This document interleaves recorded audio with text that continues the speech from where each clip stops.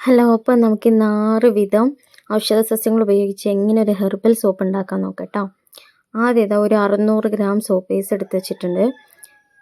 അത് നമുക്ക് ചെറിയ ക്യൂബ്സ് ആക്കി കട്ട് ചെയ്തെടുക്കണം. കാരണം നമ്മൾ ബേസ് നല്ല ക്വാളിറ്റി ഉള്ള ബേസാണ് കേട്ടോ. അപ്പോൾ ക്വാളിറ്റി ഉള്ള ബേസ് ആണെങ്കിലും അത് നമ്മൾ സ്കിൻ ഫ്രണ്ട്ലി ആണോ അതും കൂടി അറിഞ്ഞിട്ട് വേണം നമ്മൾ ബേസ് ചൂസ് ചെയ്യാൻ കേട്ടോ. അപ്പോൾ അല്ലെങ്കിൽ അതൊരു നെഗറ്റീവ് റിഫ്ലക്ഷൻ ആവും നമ്മുടെ ബോഡിയിൽ വരുത്തുക കേട്ടോ. എല്ലാതും നല്ല ക്വാളിറ്റി ഉള്ള സാധനങ്ങൾ എടുക്കാൻ നോക്കണം. അപ്പോൾ എല്ലാം ക്യൂബാക്കി കുഞ്ഞ് ക്യൂബ്സ് ആക്കി നമ്മളൊരു പാത്രത്തിലേക്ക് മാറ്റിയിട്ടുണ്ട്. ഇനി നമുക്ക് എന്തൊക്കെ ഇൻഗ്രീഡിയൻസ് ചേർക്കണമെന്ന് നോക്കട്ടോ. അപ്പോൾ ഇത് ആര്യവേപ്പ്, പനിക്കൂർക്ക, തുളസി, കറ്റാർ വാഴ, പിന്നെ തെച്ചിപ്പൂ എടുത്തിട്ടുണ്ട് കേട്ടോ. ഇത് തെച്ചി കാട്ടുതെച്ചി ആട്ടോ, നമ്മൾ സാധാ തെച്ചിയല്ല. ഇത് കാടുകളിൽ അങ്ങനെ മലകളിൽ കുന്നുകളിലൊക്കെയാണ് കാണാറ്. എനിക്ക് കിട്ടിയിട്ടുള്ളതും അങ്ങനത്തെ ഒരു ഏരിയയിൽ നിന്നാണ്. നമ്മളെ നാട്ടുമുറകളിൽ കണ്ടിട്ടില്ല. ഇനി ഉണ്ടോയെന്ന് എനിക്കറിയില്ല കേട്ടോ. അപ്പോൾ ഉണ്ടെങ്കിൽ അത് എടുക്കാതാണ് ഏറ്റവും കൂടുതൽ ബെറ്റർ ആയിട്ടുള്ളത്. എനിക്ക് നല്ല റിസൾട്ട് കിട്ടിയതും ഞാൻ ഒരുപാട് സെയിൽ ചെയ്തിട്ടുള്ളൊരു സോപ്പാണ്. അപ്പോൾ ഉപയോഗിച്ചവർ നല്ലത് പറഞ്ഞിട്ടുള്ളൊരു സോപ്പാട്ടോ. അപ്പോൾ തെച്ചിയൊക്കെ അത്രയും കുട്ടികൾക്ക് എണ്ണ കാച്ചി ഉപയോഗിക്കുന്നതൊക്കെ നല്ലതാണ്. അപ്പോൾ ഒക്കെ നമുക്ക് വല്ലാതെ ചളിയൊന്നും ഇല്ല ഇതിൽ.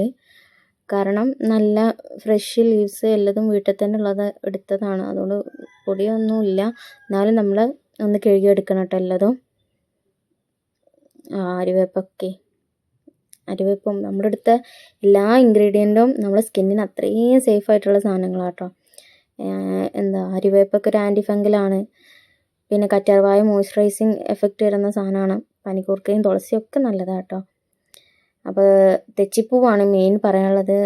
എല്ലാം നല്ല അത്രയ്ക്ക് അടിപൊളി സാധനം കേട്ടോ നമ്മുടെ സ്കിന്നിന്. കാട്ടുതെച്ചിനെ കിട്ടാമെന്ന് നോക്കട്ടോ. അപ്പോൾ പിന്നെ കറ്റാർവാഴ എടുക്കുക, വെള്ളം കൂട്ടാതെ നമ്മൾ അരക്കണേ. അപ്പോൾ ആദ്യം കുറച്ച് കറ്റാർവാഴ എടുത്തിട്ട് കുറച്ച് ലീവ്സ് എടുത്ത് അരച്ചെടുക്കുന്നുണ്ട്. പിന്നെ ബാക്കിയും കൂടി ഇട്ട് അരക്കുക കേട്ടോ. അതിൽ ഞാൻ അരക്കുന്ന ഭാഗം എടുക്കാൻ പറ്റിയിട്ടില്ല. അപ്പോൾ അതങ്ങനെ ചെയ്യട്ടോ. അപ്പോൾ ഞാൻ അരിക്കാൻ വേണ്ടിയിട്ട് അരിച്ചെടുക്കാൻ വേണ്ടി എടുത്ത് നോക്കിയപ്പോൾ അതിന് കിട്ടുന്നില്ല. കാരണം അത്രയ്ക്ക് പേസ്റ്റായിട്ട് കിട്ടിയിട്ടുണ്ട് നമ്മൾ അരപ്പ്. അപ്പോൾ ഞാനിതിങ്ങനെ തന്നെ എടുക്കാമെന്ന് കരുതിയിട്ടോ. കാരണം അത്രയ്ക്ക് ഉണ്ടോ ചാന്ത് പോലെ കിട്ടിയിട്ടുണ്ട് കേട്ടോ. പിന്നെ ഇതിലേക്ക് നമുക്ക് ഗ്ലിസറിൻ കുറച്ച് ഒഴിക്കണം. അപ്പോൾ ഓൾറെഡി ഗ്ലിസറിൻ ആഡഡ് ആണ് നമ്മുടെ ബേസിൽ. അപ്പോൾ നമ്മൾ ഇത്തിരി എടുത്തിട്ടുള്ളൂ കേട്ടോ. ഗ്ലിസറിൻ ആഡ് ചെയ്ത ബേസാണ്. അപ്പോൾ നമ്മൾ ഓവറാക്കി ചെയ്യേണ്ട ആവശ്യമില്ല.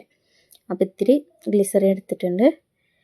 പിന്നെ നമുക്ക് ഇതിലേക്ക് വേണ്ടത് വിറ്റാമിൻ ഇൻ്റെ ഓയിലാട്ടോ. അതൊരു 4-5 തുള്ളി ഇറ്റിച്ച് കൊടുക്കാം കേട്ടോ നമുക്ക്.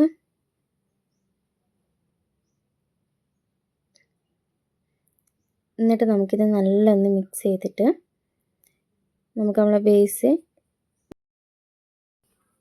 ഡബിൾ ബോയിൽ ചെയ്യാം കേട്ടോ. അപ്പോൾ ഡബിൾ ബോയിൽ ചെയ്യുമ്പോൾ നമ്മളെ ബേസ് മെൽറ്റായിട്ട് നമ്മളെ ആഡ് ചെയ്യുന്ന ഇൻഗ്രീഡിയൻറ്റ് ഇതിലേക്ക് ഒഴിച്ചു കൊടുക്കാൻ പറ്റുള്ളൂ കേട്ടോ.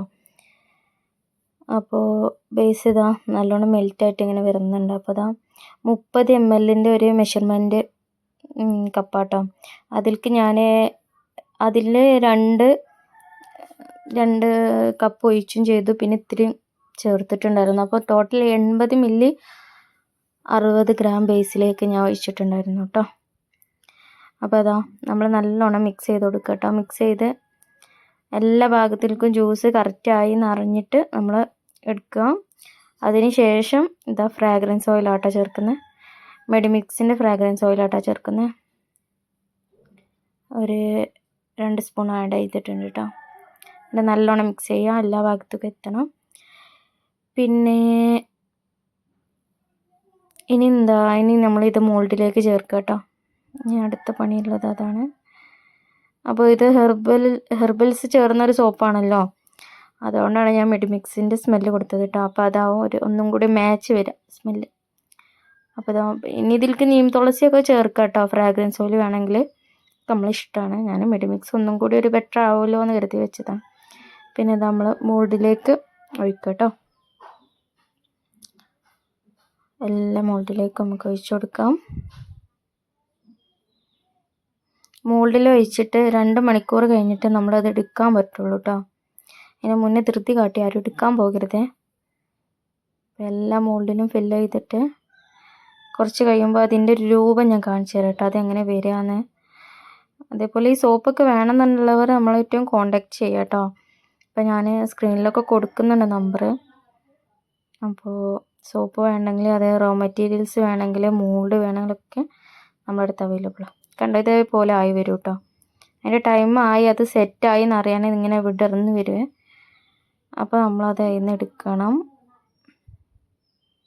എടുത്തിട്ട് കഴിഞ്ഞ വീഡിയോയിൽ കാണിച്ച പോലെ കവർ ചെയ്ത് വെക്കുക കേട്ടോ. അപ്പോൾ ഓക്കെ, താങ്ക് യു. എല്ലാവരും സബ്സ്ക്രൈബ് ചെയ്യുക.